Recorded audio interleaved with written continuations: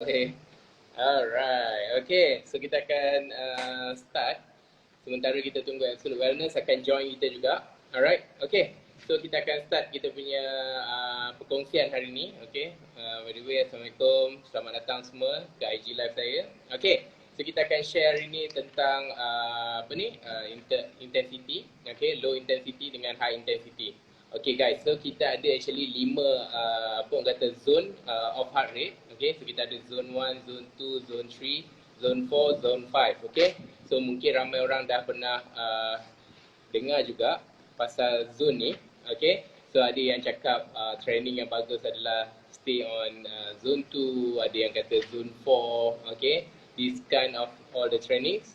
Okay, so saya nak share dengan you guys actually apa sebenarnya zone 1 hingga ke zone 5 ni. Okay, so untuk zone 1, okay, so cara macam mana kita nak measure zone ni, dia ada banyak cara dia. Okay, satu caranya adalah kita gunakan heart rate monitor. Okay, so kita gunakan jam heart rate monitor yang ada apa orang kata yang heart rate punya sensor tu. Okay, so kita boleh gunakan jam, kita boleh guna heart rate strap, kita ada armband strap. Okay, so kita ada banyak heart rate punya monitor punya device ni. Okay, and then cara yang kedua adalah cara manual. Cara manual ni adalah bila kita letak tangan kita dekat kita punya apa ni bahagian nadi. Okay, so kita boleh dengar daripada tangan ataupun kita boleh check nadi kita dekat leher kita. Okay, degupan tu. Okay, so boleh digunakan cara manual dan juga boleh secara auto dia gunakan infrared lah. Okay, dia tengok kita punya nadi dengan cara heart rate yang device tadi. Ataupun kita letak tangan kat sini. Okay, dalam masa kiraan 1 minit ataupun 60 saat, berapa degupan dia. Okay, okay, so waktu kita tengah exercise tu, berhenti kejap and then rasa kita punya degupan tu, katakan, biasa saya akan gunakan shortcut lah. Kita anggap dalam lebih kurang mungkin, biasa saya akan ambilkan lebih kurang 15 saat ataupun 20 saat. Okay, so gunakan 20 saat. Okay, so kita dengar, lepas tu kita tambahkan je dengan 5 kali. Maksudnya darabkan dengan 5 sebab nak dapatkan total of 60 saat. Tapi takut juga tak accurate sebab mungkin time tu tengah laju, tiba-tiba lepas 20 saat dia jadi slow. Okay, the best is 1 minute lah kita measure. Okay, kalau nak shortcut tu, kalau yang biasa 15 saat tu saya gunakan bila resting heart rate. Waktunya kita tengah rehat, okay, and then kita test, itu okay sebab dia lebih stable. Tapi bila kita tengah lari ke apa, dia mungkin akan laju sekejap, okay, lepas tu dia akan slow. Okay, so kita tak boleh nak monitor dia dengan cara 15 saat test lah. Kita kena test dia dalam masa 1 minit. Okay, that's macam mana cara manual. Cara auto senang, pakai jam je lah. Jam yang ada heart rate monitor. Okay, okay, now kita talk about zone 1 to zone 5. Okay, zone 1 ni adalah zone yang paling orang kata very light activity. Contohnya kita berjalan kaki. Okay, berjalan kaki is a zone 1. As long as you bangun daripada duduk, you jalan kaki, heart rate you ataupun jantung you dah start berdegup, naik lah, naik kencang kan, okay, slowly up, dia dah guna jantung you dah start mengepam laju sikit, itu adalah level 1 ataupun zone 1. Okay, very light activity, jalan kaki semua tu. Okay, lepas tu dia masuk kepada zone 1 ni, dia punya kadar percentage dia is about 0 to 60%. Okay, so mungkin naik tangga tu adalah zone 1 jugalah. Mungkin level 1, level 2 punya tangga still lagi zone 1. Lah dah lebih 10 tingkat tu dia akan jadi zone yang lebih tinggi lah.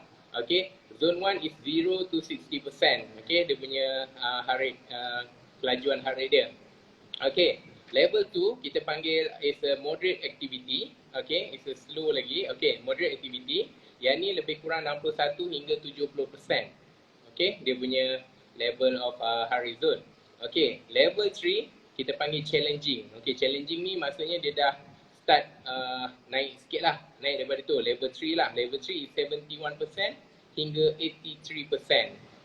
Okay, alright. Lepas tu ni kira lebih kurang challenging ni, kita panggil heart rate 3 ni. Nanti saya akan ajar you guys macam mana nak measure dia. Kalau waktu kita tengah bersenam, kita akan gunakan top test. Okay, top test tu nanti saya akan share juga about top test. Okay, zone 4 is very hard. Okay, very hard ni maksudnya memang kata yang tahap HIIT yang tinggi lah. Okay, dia dah start tinggi dan susah. Kalau nanti kita ajar top test, macam mana you nak measure dia. Untuk level 4 ni, heart rate dia adalah 84% hingga 91%. Dia almost orang kata almost 90% over lah. Maksudnya almost yang your maximum heart rate. Okay. Alright. So kita dah ada absolute wellness. So saya nak invite dia kejap. Hold on guys. Okay, so zone yang terakhir, you guys ambil note tulis sikit sebab nanti kalau dengar je, you guys tak dapat nak belajar benda ni. Okay, so make sure you guys tulis sikit.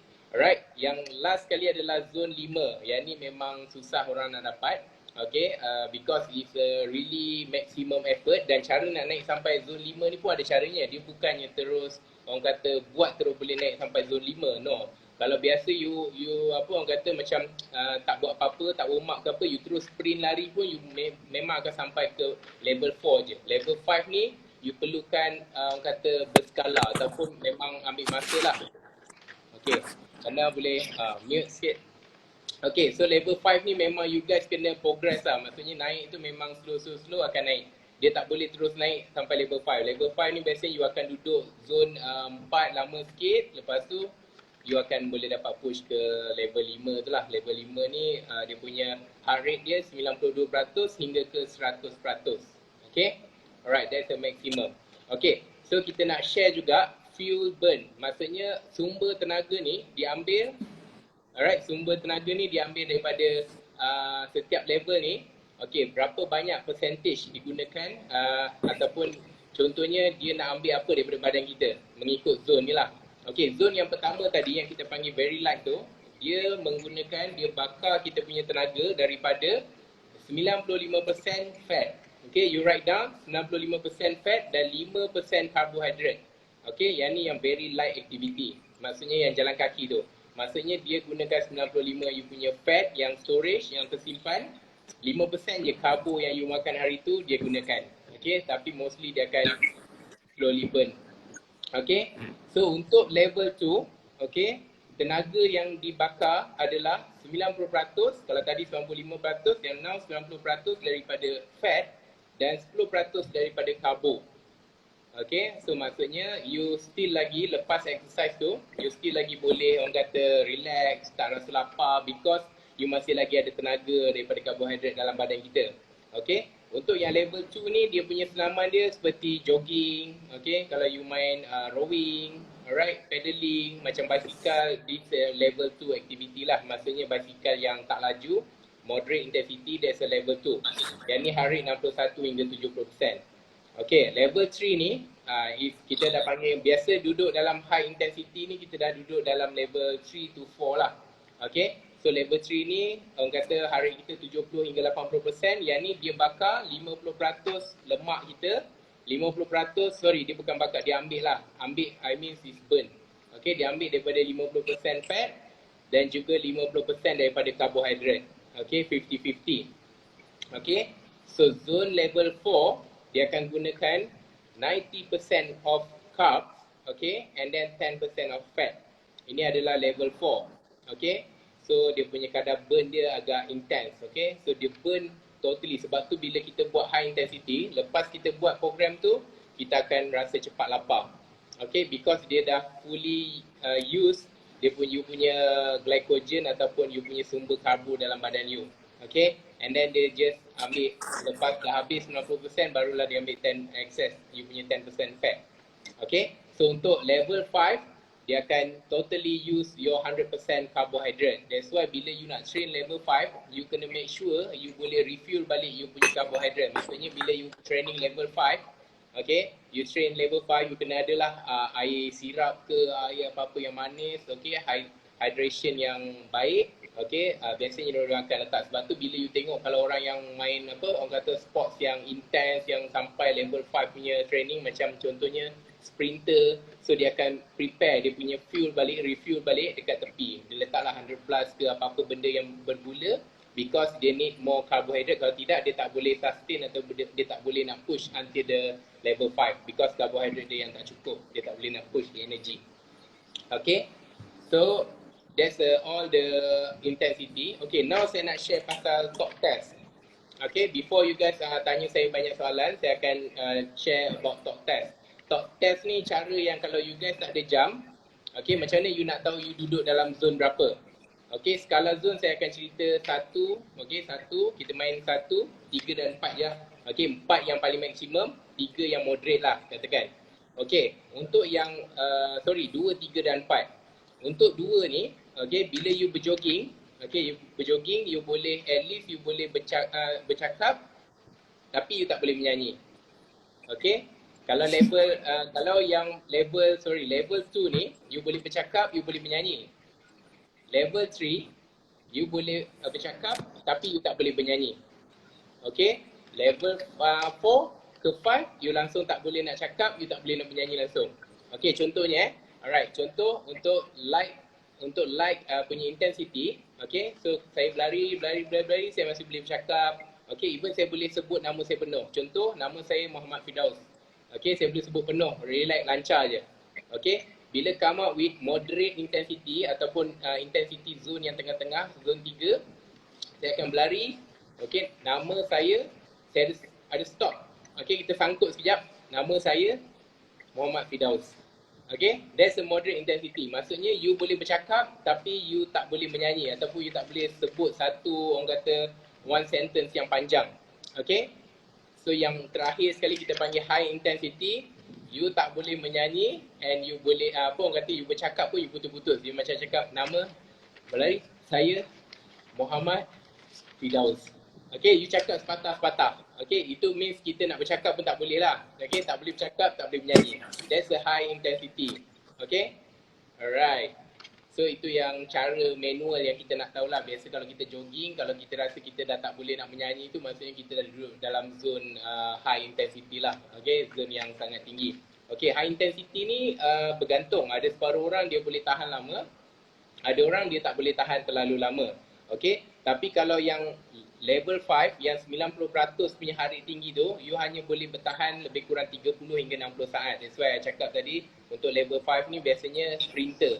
Okay, sebab dia boleh tahan sekejap je, 30 saat je. Tak boleh lama sangat. Okay, alright, so that's a 5 orang kata jenis heart rate. Okay, now saya nak share juga pasal senaman apa yang efektif untuk orang kata bakar lemak. Ramai orang tanya mostly macam mana nak weight loss, bakar lemak semua tu kan. So zone mana yang sepatutnya dia duduk.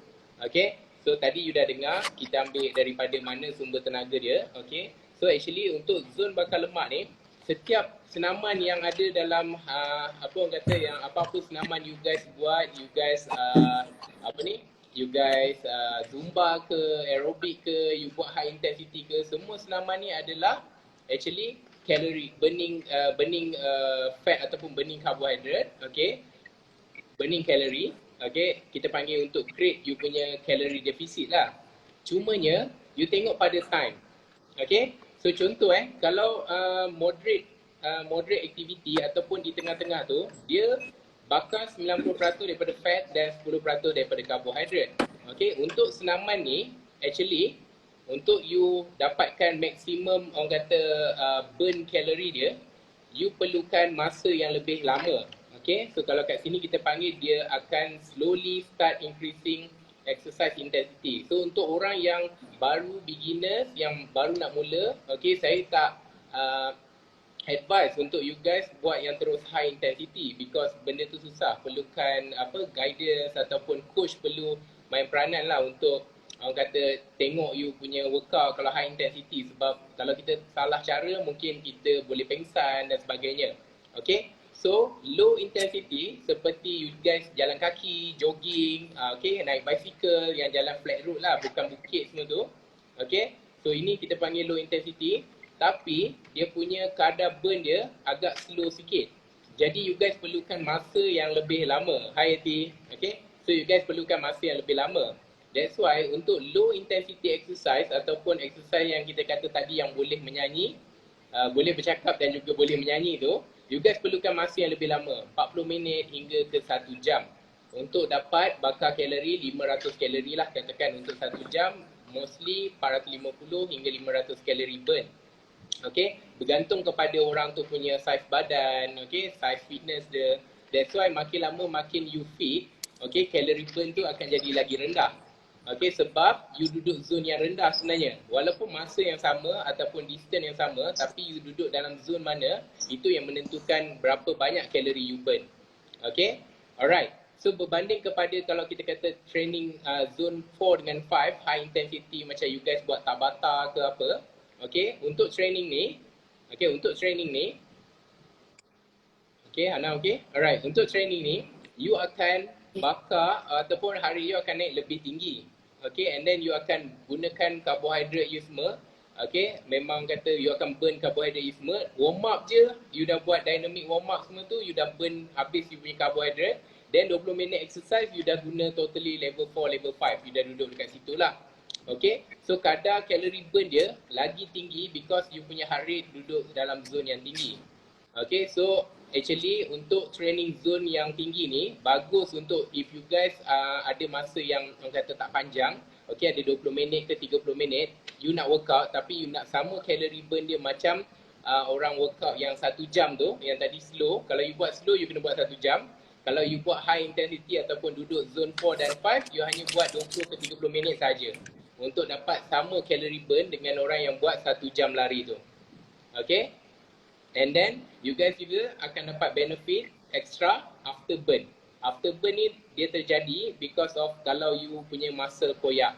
Okay, so bila muscle kita koyak, bila dia nak recover kita punya muscle, dia akan gunakan kita punya energy ataupun kalori kita untuk buat recovering process, recover process tu. So actually bila you rasa sore balik workout, time tu dia menggunakan badan kita, digunakan all the nutrition yang ada dalam badan kita untuk proses recover. So you dapat extra calorie burn. Okay, tapi kalau you tak ada soreness, muscle you tak ada koyak, actually after burn effect tu tak sampai and tak ada. Okay, and paling teruk if you makan benda yang tak sihat pula untuk you punya recover, actually sel-sel yang dah koyak ataupun yang sel lemak yang dah terbakar tu, lagi dia akan masuk yang orang kata yang fat, yang you makan fat tu dia akan masuk kat situ. Bukan dia masuk protein, you tak jadi muscle. Okay, kalau you makan benda yang tak elok after you workout, okay, fat yang akan duduk balik dalam tu. Benda yang dah terbakar tu. Okay, that's the worst lah. Okay, alright.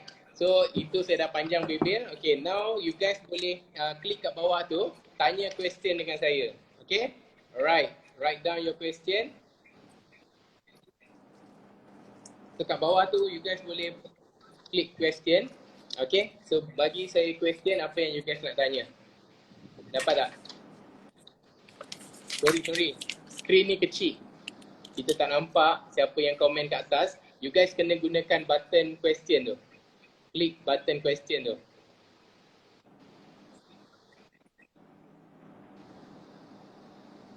Saya tak nampak ada question pun. Cuba try, ada tak button untuk question tu? Macam mana pengiraan heart rate yang baik masa jogging untuk mengelakkan overcount? Macam mana pengiraan heart rate yang baik? Okay, so pengiraan heart rate yang... Okay, so saya dah dapat soalan. Okay, Yati dah ni. Okay, so macam mana nak mendapat... Okay, it depend. Kalau you, macam saya cakap tadi, kita tengok macam mana pengiraan heart rate ni daripada jam ataupun daripada kita punya talk test tadi, bercakap ni. Okay, and then overcount tu maksudnya macam mana? Kita ada banyak, so kita nak fokus pada apa? Katakan awak nak, macam saya cakap tadi, awak nak burn 500 kalori, awak nak create deficit 500 kalori. Okay, tapi bila awak lari perlahan ataupun jogging, kita perlukan masa 1 jam. Okay, so macam mana saya nak buat? Kalau saya nak lari 30 minit je, tapi saya nak burn sama dengan saya buat 500 kalori. So caranya kita buat interval run. Okay, kita lari laju bagi hari kita naik, and then kita recover 20 saat. Lepas tu kita lari laju, and then kita recover 20 saat. So kita kena buat speed play supaya hari kita naik tinggi, and then dia turun kejap, dia naik tinggi lagi. So kita akan collect data yang mana dia duduk waktu hari dia tinggi. Okay, ataupun senang cerita, kita berlari sampai kita tak boleh menyanyi. Kita hanya boleh bercakap. So that's kita panggil yang you duduk zone tinggi lah. Okay, yang tu you hanya buat dalam 30 minit je. Biasa kita panggil sama ada kalau running program, dia sebenarnya tak semestinya running. You boleh buat dalam bicycle, you boleh buat dalam swimming. All the training yang you buat, you boleh buat intensity unit naik. Okay, caranya you kena main speed play lah. Speed play maksudnya laju, perlahan, laju, perlahan, laju, perlahan. Okay, and then you guys akan collect data yang laju tu je. Okay, mana yang duduk zone 4 je. So you hanya perlu maintain lebih kurang, you kena dapat data zone 4 tu dalam masa 20 minit. Then you dah totally burn sama seperti you workout 1 jam low intensity lah. Alright. So hopefully jawab soalan ni. And then actually apa-apa training program tu kita tengok apa goal ataupun matlamat yang kita nak. Okay, kita nak tengok matlamat kita ni, kita nak calorie burn ke, ataupun kita nak matlamat kita ni building muscle ke. Kalau building muscle kita tak tengok muscle pula, kita akan tengok load dia. Okay, berapa load yang kita buat, that's a building muscle. Kalau kita nak calorie burn, it's all about playing with the time and also intensity. Okay, alright, so saya akan jawab soalan Yati Nazli. Alright, apakah makanan terbaik lepas workout, coach? Okay, so makanan yang terbaik is very simple. Kita semua tahu makanan yang untuk recover kita punya muscle breakdown, yang terbaiknya adalah protein. Okay, sumber badan kita 70% memerlukan protein and 30% yang actually karbo pun penting, karbo dan juga protein lah, tapi protein tu 70%, 30% daripada karbo. Okay, so ini untuk recover bukan untuk total your daily nutrition. It's a recovery punya nutrition. So it's a 70-30. Okay, so you need more protein untuk muscle breakdown tu. Kalau you ambil just protein saja, you lapar. Macam saya cakap tadi, especially kalau you duduk zone 3, you dah burn you punya carbs yang tinggi. Okay, and then you akan cepat lapar. That's why bila you buat HIIT training, lepas workout tu you akan lapar, rasa lapar gila. Okay, so you perlukan karbo, refuel. Kita panggil refuel balik. You kena ada sikit 30% karbo. Barulah badan you rasa macam tak starving mode. Kalau tidak, you akan starving mode. You akan lapar gila and then lepas 2-3 jam you akan makan banyak gila. Okay, semua gila. Okay, so that's why you kena ambil protein. Protein ni untuk sustainable. Satu recovery, satu lagi sustainable energy. Okay, dia recovery you dulu. And then dia recovery you punya masa, at the same time you akan kenyang lebih lama. You akan tahan lapar tu 4 ke 5 jam. Berbanding kalau you ambil karbo saja, you katakan you punya lepas workout you just ambil curry puff, lepas tu you ambil roti canai. Okay, tak sampai 1 jam you akan lapar balik. Okay, sebab dia bukan protein. Alright, dia hanya memuaskan nafsu you sekejap saja, tapi lepas tu you akan lapar balik. Tapi kalau you refuel dengan 30%, you just ambil mungkin you ambil kalau protein shake, make sure protein shake tu kena ada karbohidrat juga. So you campur dengan maybe air soy milk ke ataupun air low fat milk ke, because daripada mixer tu you akan dapat karbo. Okay, daripada mixer protein shake tu. Sebab protein shake itself is only protein. So you kena mixer. So you tak boleh campur dengan air putih je. Okay, so makanan yang terbaik adalah orang kata sumber daripada 70% protein. You ambil dada ayam ke, you ambil chicken salad ke, okay. Then 30% daripada, macam chicken salad pun, salad tu adalah karbohidrat. Okay, so hopefully yes, you kena recover sikit lah. Maybe sandwich pun is also another good. Protein shake, sandwich. Okay, sandwich kita boleh ambil very simple lah. Orang kata sandwich yang ada, bukan sandwich yang dengan peanut butter je. So you kena ambil solid. Ada sayur dekat situ, ada ayam, ada sumber protein dia, telur atau ayam. And then with the 2 slice of bread lah. Okay, alright, so hopefully jawab. Okay, so next. Okay, oh ni from my best buddy, Abang Imran. Okay, perlu ke recovery period selepas high intensity workout? Okay, recovery period Okay, recovery period ni kalau kita tengok jam, kalau kita pakai jam, ada separuh jam dia advise how long kita punya recovery process. Contohnya kalau kita buat satu senaman yang kata 1 jam tanpa henti, tapi dia akan tengok juga, dia study kita punya berapa intensity kita. Kalau intensity kita tinggi, okay, dia akan suruh recover lebih lama. Okay, actually dia study, kalau biasanya kalau kita buat lebih kurang 2 jam punya larian tanpa henti half marathon, dia akan suruh kita rehat dekat 48 jam. Tapi bukanlah 48 jam berehat tak buat apa-apa. You guys still boleh buat, tapi yang orang kata active recovery. Macam lepas tu, besok tu you nak buat jogging biasa, okay. Tapi you tak boleh buat 21 km tu lagi. Okay, so maksudnya apa yang you dah buat yang high intensity tu, hari bila dia advise untuk you recovery period, and then you tak boleh buat benda tu lagi. Okay, tapi kalau biasa, that's why HIIT punya program, kita buat lebih kurang 20 ke 30 minit saja. Okay. So kita buat 20 ke 30 minit sebab kita hanya perlukan lebih kurang tak salah saya dalam 14 jam ataupun 16 jam kita dah boleh recover. Maksudnya besok you dah boleh buat lagi. Okay, untuk separuh orang yang pertama maksudnya dia jarang buat high intensity, okay, dia kena 24 jam. Okay, that's why actually hari kita ni penting untuk kita tahu supaya actually bila kita train tu high intensity terlampau tinggi, dia akan bagi kita rehat lagi lama. Bila hari kita buat high intensity tapi hari kita duduk moderate, esok tu kita dah boleh buat lagi. Okay, dia boleh study lah benda tu dia nampak. Okay, biasa dekat jam ada advice lah berapa lama kita punya period untuk nak recovery. Okay. Jam macam mana? Okay. Tak kisah jam apa-apa biasanya itulah yang saya dapat macam jam yang orang kata sport watch lah. Saya tak tahu Apple Watch ada tak untuk recovery ni, mungkin ada juga. Okay, dipanggil recovery advice Sebut pasal protein betul atau tidak, kita makan protein after workout akan buat body kita lebih buff. Alright. Body kita lebih buff, saya tak sama ni. Ni protein supplement. Okay, that's why kita kena study berapa jumlah protein intake yang kita perlu ambil setiap hari. Okay, so ni very simple calculation. Kalau berat kita 80 kg, minimum kita kena ambil lebih kurang 80 gram protein.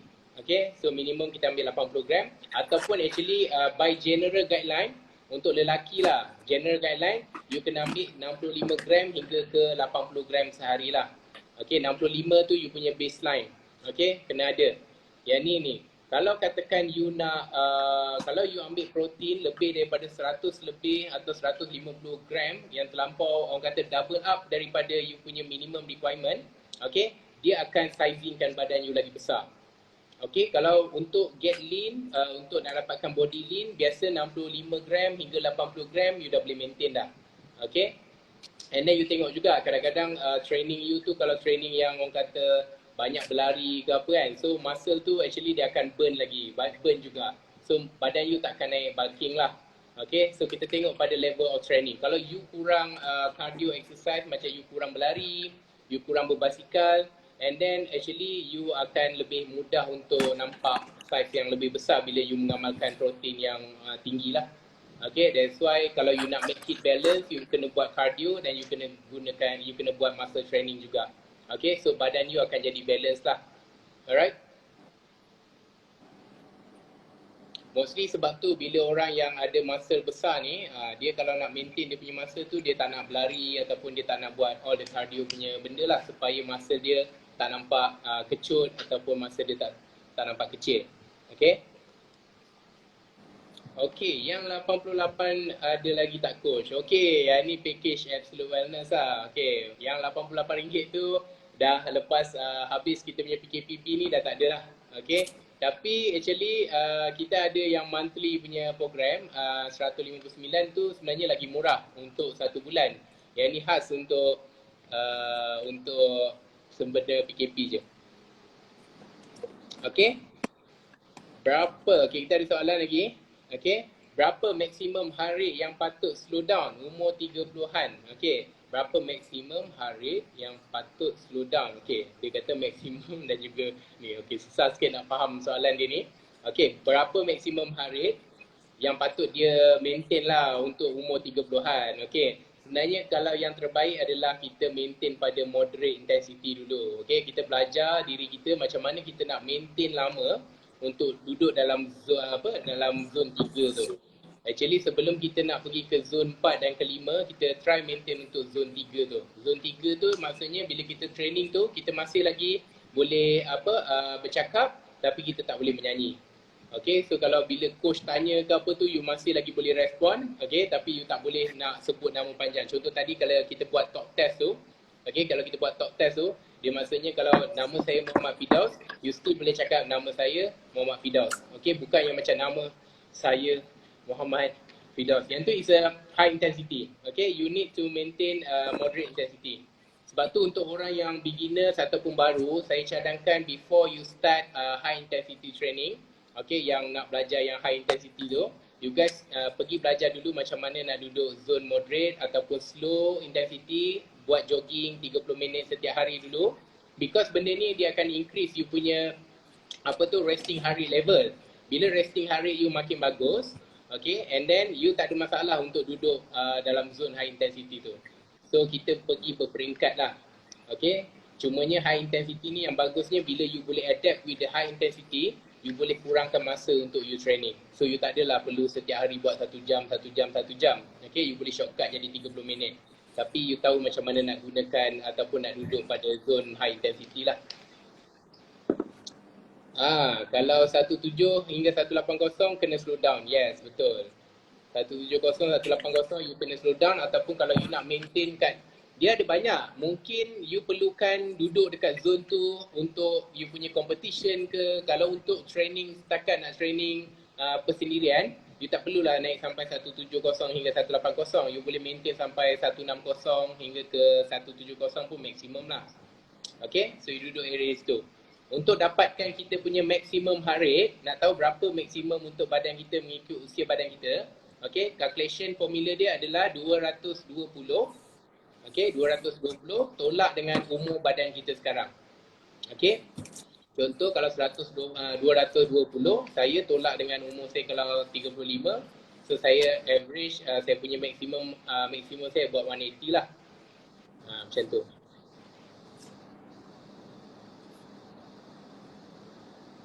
Okay, soalan seterusnya. Kalau untuk active rest, boleh tak guna cross trainer and treadmill? Yes, you boleh gunakan treadmill ataupun cross trainer, tak ada masalah. Active rest ni, maksudnya you duduk dalam exercise zone moderate activity. Okay, zone 61 hingga 70%. Okay, ataupun you boleh duduk zone 0 hingga 60%. 60% kat bawah. Okay, so untuk recovery, you boleh guna apa saja alat. Even you nak buat yoga pun bagus. Kalau yoga means you duduk zone 1 lah. Okay, kalau you naik treadmill, depends. Sometimes you duduk zone 1, sometimes you duduk zone 2. But you jangan pergi sampai zone 3. Bila zone 3, you dah tak masuk active recovery dah. You dah more to, orang kata memang dah start masuk intensity tinggi lah. Okay, ada lagi soalan tak? Okay, kita dah jawab.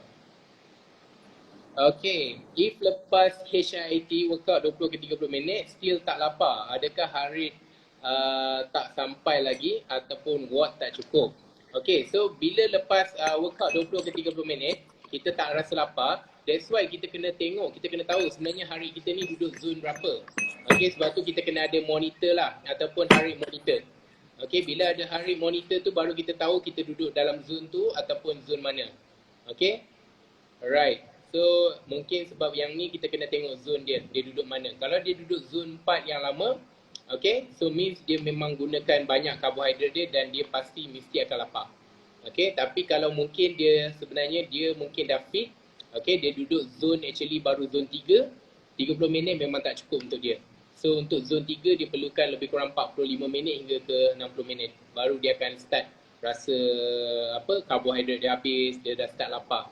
Okay, that's why kalau biasa kita jogging dekat marathon ke apa, so lepas 45 minit atau 50 minit, okay, kita dah kena refuel, kita dah kena masukkan carb sikit. Makan pisang ke, makan gel ke, 45 minit tu actually dah habis dah you punya glycogen dalam badan, dah guna, fully utilized. Okay, you perlukan gula untuk refuel. Kalau dia memang caranya dia tak adalah 45 minit dia terus lapar actually. Okay, tapi sebenarnya badan you dah starving. Dia dah duduk dalam starving mode. So bila you tetap kerap tak makan, you tetap juga tak makan dalam 45 minit ke 50 minit tu you tak makan, dia akan duduk dalam starving mode. Itu yang masalah lepas tu akan timbul. Contohnya you akan cramp, you akan start rasa badan sakit, you dah rasa pening-pening, you nak muntah. That's a side effect bila dah terlampau maksimum, dia dah tak tahu nak ambil energy source daripada mana dah. Daripada badan you, dia akan keluarkan simptom tu. That's why kita dah tahu daripada awal, so lepas 45 minit kita refuel je badan kita. Okay, bila you nak buat long, orang kata kita main long distance punya training ke, you start je refuel. Okay, tak perlu nak tunggu sampai betul-betul lapar. Takkan kita nak pengsan, dah pengsan baru nak makan kan. So it's not worth it. Okay, so you refuel je awal-awal. Okay. Okay, it's a good question. Okay, yes. Faktor umur pun main peranan. Untuk you dapatkan you punya maksimum, sebab tu saya bagi tadi by percentage. Okay, pakai peratusan. Sebab you punya peratusan mengikut umur you tak sama dengan saya punya peratusan mengikut umur saya. Okay, so it's 220 minus your punya age. Kalau katakan age saya 40, okay, jadi saya 180 dah maksimum dah. Okay, tak sama macam orang lain. Ada orang lain 180 masih lagi zone 4. Untuk orang muda lah. Okay, yes, faktor umur. That's why kita by percentage. Kita tak cakap you punya 180, because kalau kita kata you punya 180, orang lain punya 180 tak sama. Okay, alright. So nanti saya akan save, insyaAllah saya akan save IG live ni. Okay, alright. Kita akan ada live session. InsyaAllah kita nak buat 3 kali seminggu. Kita akan cari topik-topik yang menarik. You guys boleh komen juga, bagi saya apa-apa komen topik yang you guys nak belajar. Dan Absolute Wellness Coach dia akan commit untuk buat live session ni insyaAllah 3 kali seminggu. Kita akan share benda ni dan dia punya save, kita akan save dalam IGTV kita, Absolute Wellness, dan juga saya punya. Okay, so insyaAllah lepas ni kita boleh share cerita pasal resting heart rate pula.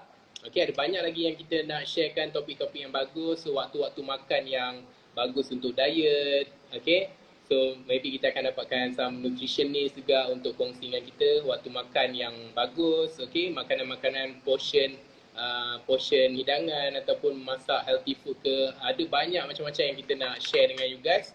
So insyaAllah follow Absolute Wellness punya Instagram and follow my Instagram. InsyaAllah kita akan share dengan anda lagi banyak. Okay, so saya jawab yang last punya question because dah ada question. How to prevent cardiac arrest during workout. Okay, it's very simple. Okay, yang first kali you kena, kalau kita as a fitness trainer, kita akan tanya, kita panggil form ni PARQ tau, PARQ. Okay, it's a question untuk you punya basic. Okay, untuk cardiac arrest ni dia ada banyak. Okay, so antara punca-puncanya, satu, you guys kena tahu yang first kali you tak pernah ada apa-apa, pernah kena sakit dada. Okay, any macam ada rasa simptom sakit dada tu, you kena make sure you tak ada. Okay, second one is a smoker, heavy smoker ataupun you isap rokok je ataupun vape ke rokok ke, you dah ada high risk of this cardiac arrest. Okay, so you dah memang ada high risk punya simptom. Okay, actually you kena buat test. Okay, you kena check you punya badan. Biasanya, tapi kan kalau orang merokok, yang saya belajar lah, after 6 months dia berhenti rokok, dia totally dapat freekan diri dia daripada cardiac arrest ni. Okay, tapi if you are smoker, you memang ada high risk benda ni yang mana kita pun tak boleh nak jamin you bila kena ataupun macam mana, benda tu adalah high risk je dalam kita punya PARQ tu. Okay, so bila orang tu tick, kita dah tahu dia ada simptom-simptom, dia ada high risk untuk, bukan simptom, sorry, dia ada high risk untuk kena cardiac arrest ni. Okay, yang ketiga tu, ahli keluarga dia, mak atau ayah dia yang pernah sudden death. Okay, yang pernah mati secara mengejut. Kalau perempuan, dia mati pada umur 55 tahun dan lelaki 65 tahun. Dia ada benda tu, and genetik tu actually ada juga pada anak ataupun keluarga dia. Okay, so kalau ada benda tu pun, you better, you dah duduk dalam orang kata high risk punya level lah. Lepas tu of course kita punya stress level, hypertension. Okay, so you guys kena tahu juga you punya cholesterol level. You kena buat medical check up. You punya cholesterol level, you punya darah tinggi, kencing manis. Benda-benda tu semua pun ada effect juga untuk pada benda ni. So make sure you are clean with everything. And then of course kalau bila kita ada high risk punya ni, alright, maksudnya dia tick, salah satu tu ada tick tu as a high risk, kita akan minta dia buat medical relief lah. So medical relief tu maksudnya doktor akan check dia, okay, buat testing kat dia, you boleh buat testing, and then doktor mengesahkan relief dia daripada dia free untuk bersenam. Okay, and then of course kadang-kadang bila orang datang tu kadang-kadang dia tak pernah test, dia tak pernah check kan, so benda tu adalah risiko dia. And then tidur tak cukup, you jadi stress, okay, you hypertension. So benda-benda tu memang banyaklah dia punya faktor tu. Bukan, kadang-kadang orang kata ada disebabkan punca diorang ni senaman waktu malam. Actually tak, bukan sebab waktu malam dia exercise tu dia boleh kena sakit jantung. Actually tak ada masalah pun you nak senaman bila-bila waktu pun, asalkan you tak ada yang saya cakap tadi tu lah. Okay, benda-benda tu mungkin menjadi punca kepada kita kena serangan sakit jantung. Okay, disebabkan kita punya darah tinggi, kolesterol ke, tak cukup tidur, so you workout juga, you stress, you workout dalam keadaan you stress and then waktu terlampau lambat, you tak boleh nak tidur, you ada masalah nak tidur, you nak masalah untuk rest, so benda-benda tu kita ambil point. Tapi kalau you memang tidur you, rehat you cukup semua and then you nak exercise pukul 10 hingga 11 tu, tak ada masalah. Okay je. Alright, so make sure you makan benda yang betul, you tidur cukup, air minum cukup, sehari you minum 3 liter ke apa, insyaAllah everything is okay. Alright, don't worry. Okay, hi Huili. Okay guys, so nanti kita akan ber-live lagi, okay.